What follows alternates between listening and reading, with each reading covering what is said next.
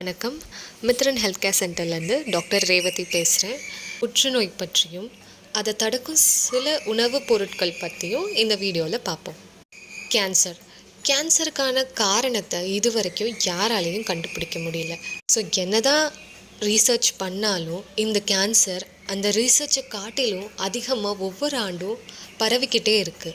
So இதுக்கு முன்னாடி இந்தியாவை விட மேற்கிந்திய நாடுகளில் தான் புற்றுநோய்க்கான டெத் ரேட் அதிகமாக இருந்துச்சு.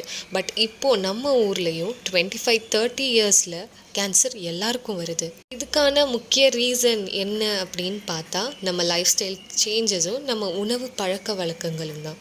காலையில் யூஸ் பண்ணுற ப்ரெஷ்ஷு பேஸ்ட்டிலேருந்து நைட்டு கொசு கடிக்கக்கூடாதுன்னு தடவுற எல்லா ஆயின்மெண்ட்லேயும் கெமிக்கல்ஸ் கலந்துருக்கு. நம்ம டெய்லி சாப்பிட்ற உணவு தானியங்கள், காற்றுல வர கதிர்வீச்சுகள் இது ப்ரிவெண்ட் பண்ணலாம் அப்படின்றத பார்த்தா